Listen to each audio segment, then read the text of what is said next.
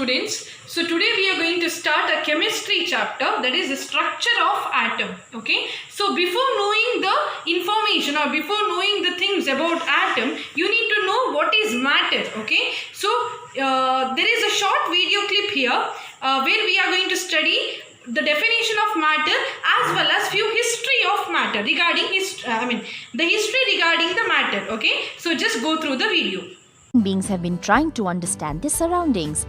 As we look at our surroundings, we see a large variety of things with different shapes, sizes and textures. Everything in this universe that we see is made up of material which is called matter. Matter occupies space and has mass. All matter is made up of tiny particles. If we were to observe sunlight falling through a window, we would be able to see tiny particles floating in the air. These particles have spaces between them. Let's demonstrate that using the example of salt dissolved in water. When we dissolve salt in water, the particles of salt get into the space between the particles of water. Also, you will observe that there is no change in the water level. Thus, we have found that particles have space between them.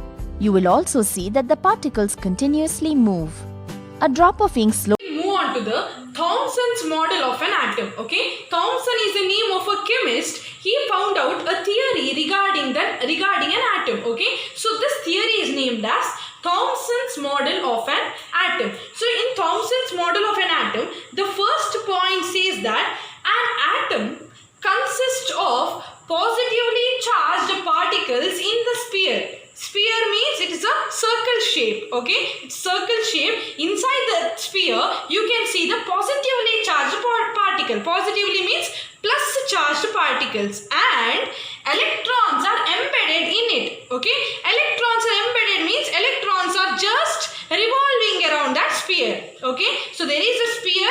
Inside the sphere, positively charged particle is there, and outside the sphere, electrons are moving. Okay, so that is the meaning of this first point of Thomson's model of an atom. And the second point says the negative and positive charges are equal in magnitude. Equal in magnitude means, for example, if 50% of positive charge is present in an atom, then similarly the other 50% is of negative charge particle. Okay, so positive as well as negative charge particles are equal in magnitude. They are equal in number. So these are two main points of Thomson's model of an atom.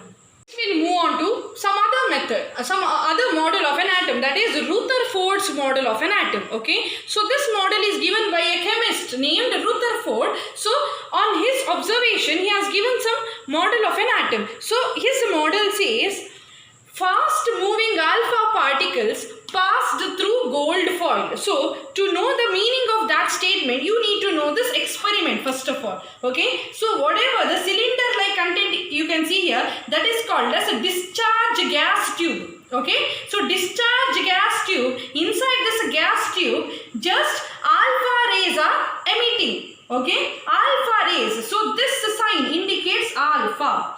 This sign is there now, that indicates alpha. Okay, now here you can see the two plates here, right? One is positive plate and this one is a negative plate. Positive plate we call it as cathode and negative plate we call it as anode. Okay, next to anode plate, can you see these two lines? That is a gold foil.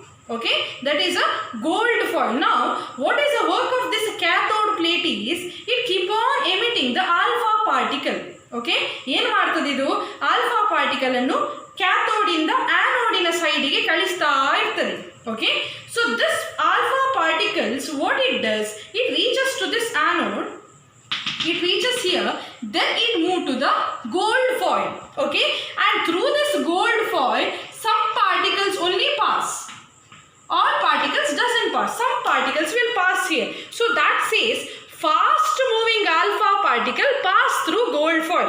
So these alpha particles depends on its speed. Okay, so whichever alpha particle is very speed, that will only pass through this gold foil. Okay, so that is the meaning of the first statement. Now the second statement say alpha particles are deflected by small angle. Okay, alpha particles are deflected. See, one alpha particle is here, one more is below that, almost slight change, and one more is exactly down, and one more is exactly down. So whenever one alpha particle is somewhat here and one more will be here and one more might be before than that, okay, so its angle will keep on varying. ಒಂದು alpha particle ಇದ್ದ ಹಾಗೆ ಇನ್ನೊಂದು alpha particle ಇರುವುದಿಲ್ಲ, ಸ್ವಲ್ಪ angle difference ಅಲ್ಲಿ ಇರ್ತದೆ. So we call it as alpha particles are deflected, there will be slight change in its angle. Okay, so these are the observation of Rutherford's model of an atom. Next we'll move on to the Bohr's model of an atom. Okay, Niels Bohr is the name of a scientist. Okay, he found out a theory based on the concept of atom. Okay, so now we shall study what Niels Bohr has been told in his theory. So first he said that certain electrons move in certain orbit. Certain electrons move in certain orbit.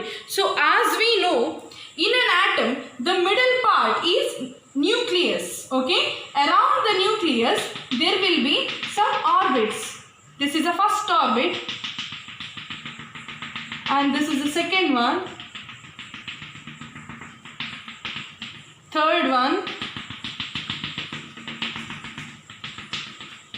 fourth one. Okay, now if I take in the first orbit, if I take 2 electrons, these are the electrons. Okay, and in the third orbit, if I take 4, double than 2, 3, 4. Next ಅದರ ಇನ್ನೊಂದು ಸರ್ಕಲಲ್ಲಿ 4 ಇದ್ದದ್ದು double ಮಾಡಿ ಎಷ್ಟಾಯಿತು, 8 ಆಯಿತು. 2, 3, 4, 5, 6, 7 and 8. Okay, 8 ಇದ್ದದ್ದು ನೆಕ್ಸ್ಟಿಗೆ double 16, 2, 3, 4, 5, 6, 7, 8, 9, 10, 11, 12, 13, 14, 15, 16. Okay, now you can see here this is the first orbit, right? So first orbit alli namage eshtu electrons kaanista ide, only 2 electrons, right? So that orbit is very close to the nucleus. Sariya, nucleus ಇಲ್ಲಿ middle ಅಲ್ಲಿ ಉಂಟು. nucleus ನ ಹತ್ತಿರ, nucleus ಗೆ ಹತ್ತಿರವಾಗಿರೋ orbit ಯಾವುದು? That is the first orbit. That first orbit we call it as K shell. Okay, first orbit apart from the nucleus we call it as K shell, where in K shell there will be less number of electrons. Okay, next we move on to the second orbit here. Second orbit we call it as L shell. L. Okay, similarly the third one,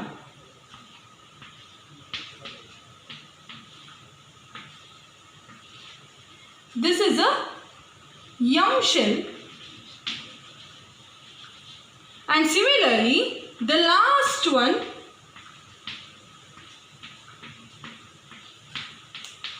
this is a N shell. Okay, so in this format our atom is bounded with 4 different shells. One is K shell, L shell, M shell and N shell. In that, K shell has very less number of electrons and in N shell we have more number of electrons. So we can say in the K shell there is very less energy and in M shell there is extremely high energy. Okay, ಯಾವ orbit ಅಲ್ಲಿ electrons ಜಾಸ್ತಿ ಇರ್ತದೋ ಆ orbit ಅಲ್ಲಿ energy ಕೂಡ ಏನಾಗಿರ್ತದೆ, ಜಾಸ್ತಿ ಇರ್ತದೆ. ಯಾವ ಆರ್ಬಿಟ್ ಅಲ್ಲಿ ಎಲೆಕ್ಟ್ರಾನ್ಸ್ ಕಡಿಮೆ ಇರ್ತದೋ ಆ ಆರ್ಬಿಟ್ ಅಲ್ಲಿ ಎನರ್ಜಿ ಕೂಡ ಕಡಿಮೆ ಆಗಿರ್ತದೆ. So this is the main rule of Bohr's model of an atom. Move on to the concept of valency. Okay, so this is very important definition. Valency means total number of electrons in outermost shell. Outermost shell means, now in this atom, this outer, whatever the circle you can see, that is outermost shell.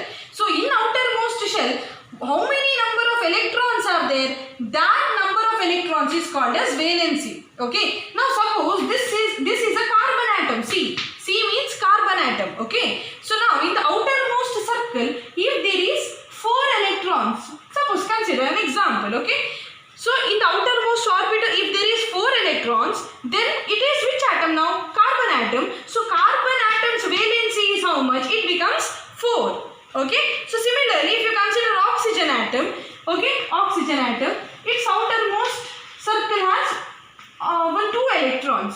Okay, so its valency becomes 2. Artha aita? So valency means what?